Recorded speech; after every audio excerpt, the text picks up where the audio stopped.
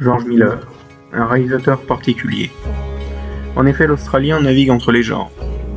Du western post-apo qu'il a fait avec la saga Mad Max, jusqu'à l'animation avec Happy Feet, c'est un homme dont les prochains travaux intriguent, comme en témoigne son dernier long métrage, 3000 ans à t'attendre, qui était assez sympa. Mais son build-up fut en 2015, avec cet ovni qui était Mad Max Fury Road.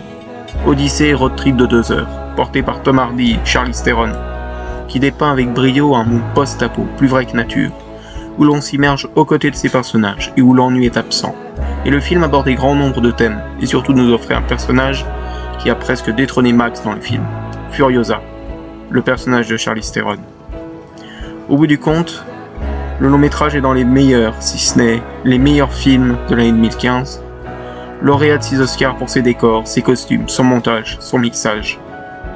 Il a si bien réussi que l'on se demande s'il pourra un jour être égalé.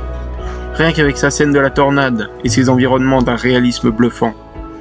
L'action est réelle, on y croit, pas d'effet numérique, c'est la règle. Ainsi une suite est envisagée, ainsi qu'un spin-off sur le perso de Furiosa, qui n'avance pas à cause d'une brouille avec le studio Warner Bros. Après son 3000 ans à t'attendre, qui le remet quelque peu sur le devant de la scène, Miller déclare que le préquel sur Furiosa est en production. Octobre 2020. Miller choisit son actrice, en la personne d'Anya Taylor-Joy, alors impressionné par sa perf dans le montage provisoire qu'Edgar Wright avait fait de son Last Night in Soho. Un très bon film.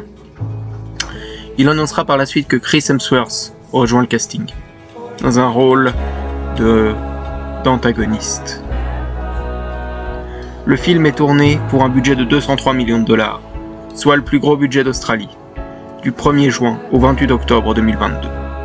Annoncé pour 2023, il se voit repoussé en 2024 et est présenté en ce mois de mai au Festival de Cannes, en hors compète, racontant l'histoire de la jeune Furiosa, arrachée à sa terre natale et faite prisonnière par le seigneur de guerre Dementus, qui va déclarer la guerre à un second seigneur de guerre tout aussi puissant, Immortan Joe, et entre les deux, Furiosa va chercher par tous les moyens à retourner chez elle. C'est un grand film. Ce nouveau volet est un vrai coup de cœur. Si de par son imagerie numérique, il reste en dessous bien sûr de Fury Road, un véritable chef-d'œuvre, Furiosa est une œuvre qui restera en tête. Ici Miller ne nous dépeint pas un road trip, mais une odyssée, un rail puissant pour dépeindre celle qui deviendra plus tard un mythe. Ce personnage est génial à suivre, excellent, charismatique. On s'attache à elle, on a plaisir à la suivre. On veut qu'elle s'en sorte, même si l'on connaît déjà la suite de son périple.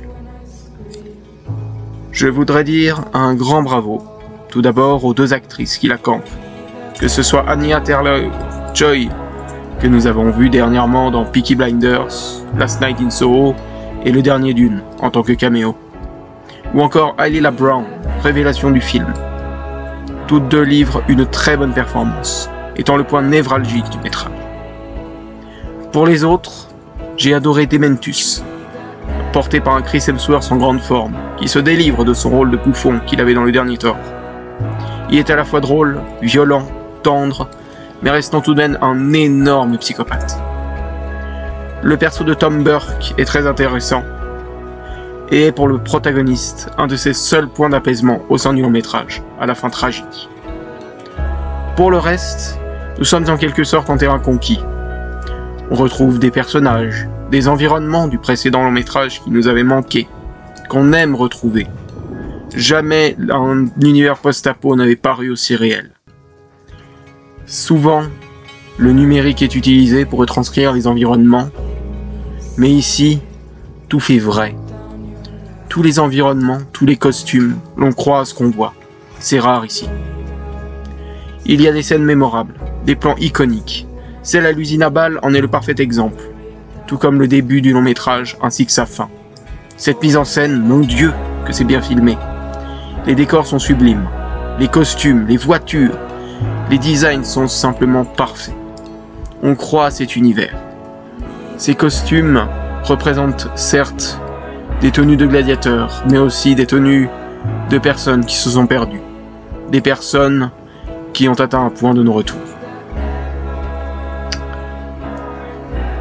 Un point le distingue de tous les autres blockbusters contemporains.